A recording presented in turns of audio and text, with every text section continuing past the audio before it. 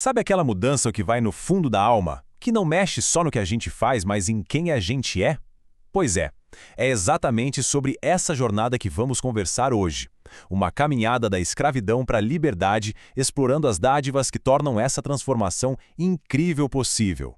Olha só o nosso roteiro. A gente vai passar por 5 pontos bem importantes. Primeiro, vamos entender o que é essa nova identidade espiritual.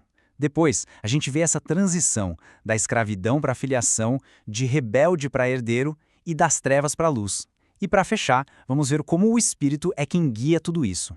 Então, para começar, o ponto central de tudo isso é uma virada de chave na nossa identidade, sabe? Não é só um ajustezinho aqui e ali, é uma redefinição completa de quem a gente é. E o mais incrível, tudo isso vem como um presente, uma dádiva que literalmente muda o jogo todo. Ok, então vamos para o primeiro passo prático dessa transformação.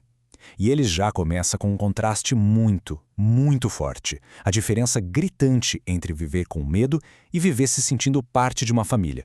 Pensa assim, de um lado, a gente tem uma vida que é acorrentada, sabe, pelo tal do espírito de escravidão. Cada passo é dado com medo do castigo. Agora, do outro lado, a gente tem uma vida livre pelo espírito de adoção. E aqui a base não é o medo, de jeito nenhum. É um laço de afeto, de perdão, de pertencimento. E tem um termo em grego para isso que é pneumadoleia. É a descrição perfeita dessa sensação de estar preso. É como se a lei antiga fosse um exame médico. Sabe, ela te dava o diagnóstico, apontava o pecado, mas não vinha com remédio. Não dava força para vencer aquilo. Aí que entra o espírito de adoção e, puf, vira o jogo. A realidade muda da água para o vinho. De repente a gente deixa de ser escravo visto de longe para se tornar filho, filha, alguém amado e trazido para perto, para uma comunhão com o Pai. É uma libertação em dose dupla, né? Livre do medo que trava a gente e livre do poder que o pecado exercia. E olha, essa mudança não é só emocional não, é uma coisa tipo oficial. Uma mudança de status mesmo. Imagina só, de uma hora para outra, deixar de ser um rebelde, alguém que estava à margem, para se tornar um herdeiro legítimo, com todos os direitos e privilégios que isso implica. Mas, como ter certeza de que isso é real? A resposta é incrível. O próprio Espírito testifica, ele confirma lá no fundo do nosso espírito, sim, somos filhos de Deus. Não é uma assinatura num papel, é uma certeza que nasce dentro da gente. E ser filho legítimo vem com um pacote de privilégios. E não são coisas pequenas, não. São privilégios que transformam por completo a nossa forma de se relacionar com Deus. E talvez a prova mais bonita dessa intimidade toda seja a liberdade de chamar Deus de Abba. Em aramaico, é um jeito super carinhoso, como papai. Pensa só, isso derruba qualquer formalidade. É um acesso direto, pessoal, cheio de afeto ao Deus Todo-Poderoso. E não para por aí. Além dessa intimidade, ser filho significa ser herdeiro.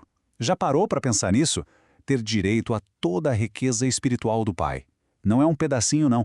É a herança completa. Chegamos agora na última etapa dessa jornada.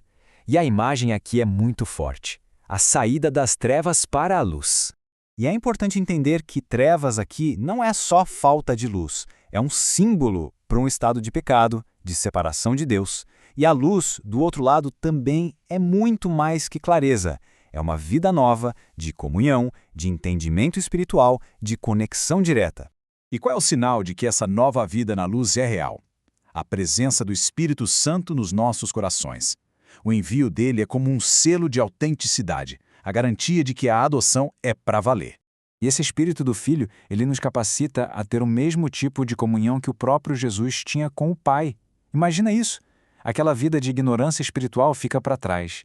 E agora a gente passa a ser guiado pela luz, pela orientação do Espírito. Então vamos amarrar tudo isso. Se a gente olhar para a jornada inteira, tem um fio de ouro que conecta tudo, o Espírito Santo.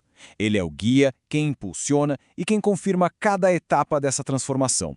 Dá para resumir essa obra transformadora em 3 passos bem claros. Primeiro, a gente é liberto do medo. O espírito de escravidão dá lugar ao de adoção.